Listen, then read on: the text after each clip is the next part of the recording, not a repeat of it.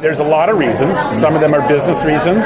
Like, it's very hard to get access to George's material, and there were some rights holders who had the rights to the movie, and the movie also came along with TV rights. So because this was made into a movie in the 80s, the rights fell outside of the tradition, the rest of George's work.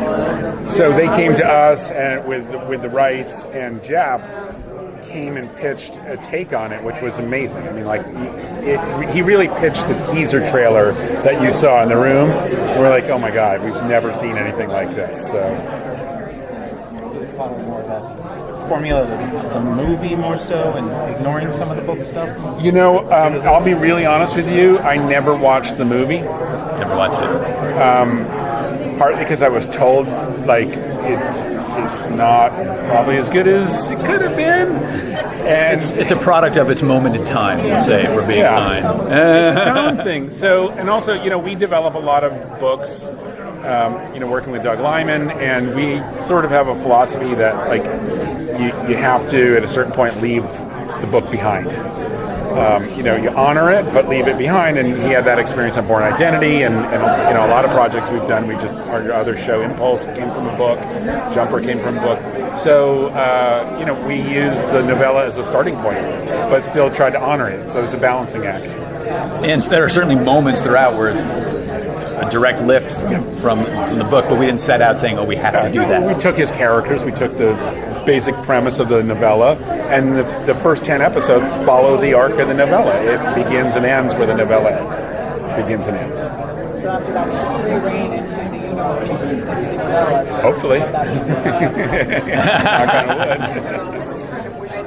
People keep referencing, especially now, aliens, this idea of work and as first psycho and space. Yeah. Do you want to sort of give these visions of different flavor? Are you going to keep it with, okay. So Yeah, we've talked about that a lot.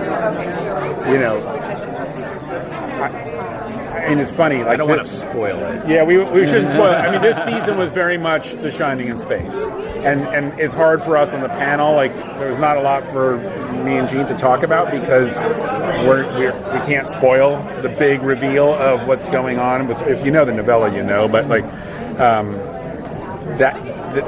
there's a whole nother concept for season 2, if we get lucky enough, that's also based on a sort of core concept as strong as Shining in space.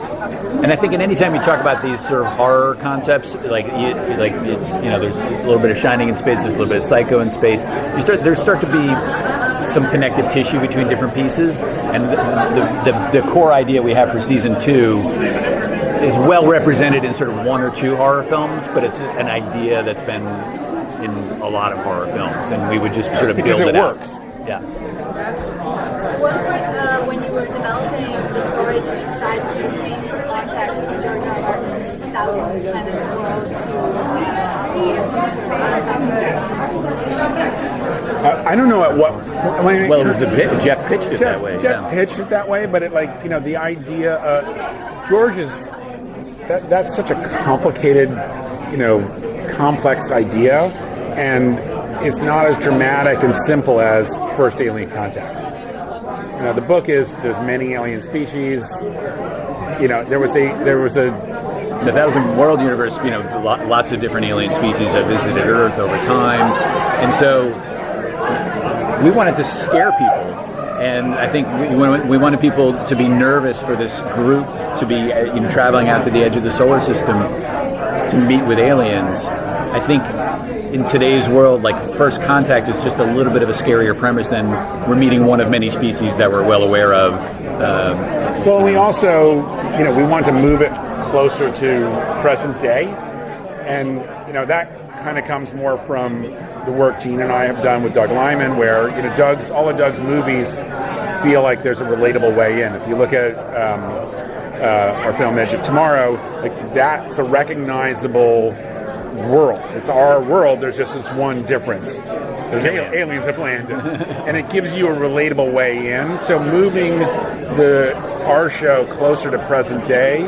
Like if you look at our spaceship, there's parts that look like the International Space Station. It looks relatable and grounded in today's world, and that gives the audience a relatable way into the show. So that, by necessity, kind of allowed us to let go of some of the more fantastical elements that were in George's material. Can you speak a little bit about the actual practical series and why you took in that direction? Yeah. Really Last question. Yeah, I mean, we love talking about this, but, you know, we brought in a production designer named Guy Hendricks, who was the designer of the spaceship in Sunshine and Passengers. And, you know, he had this idea, which we love. He did our conceptual work. He did all the concept art in the beginning, and his idea was like, you know, you can't build a spaceship this big all at once. It's not like Star Trek, where it's just like it came out of a mold. Like, that's why our spaceship has really old parts to it, and then gradually over time it got more and more and more advanced to catch up with the technology, the most recent technology. So if you ever get a chance to look at the outside of our ship, it goes from old to new to new to newer and newest. And where that translates into this, the character stuff is like when you're asking your actors to invest in some and portray some really crazy ideas as the season progresses, to have them live in a space that feels like you've walked into a spaceship is really great, because it means that they immediately click into another world. And we constantly, there's that stuff you use on the sets for lighting atmosphere, the smoke and stuff. We basically had that all day, every day. So you'd walk onto the sets, and in addition to like, oh, you're on a spaceship, there was this sort of mood that was just constantly on the sound stages when you'd wander in, that it just immediately put your mind in a different place. And I think in terms of portraying all the crazy stuff that happens, it was a real help to make it as practical as possible. We also had a rule: no blue light. No blue light. There's so many space shows where like everything's blue, it's all blue light. It's like, I mean, there might seem blue every once in a while in the show, but it's like, I mean, if you look at Sunshine, like part of the thing that makes it feel so real, it doesn't look like it's lit. The other color thing to look for in the show is exactly when and how we use red.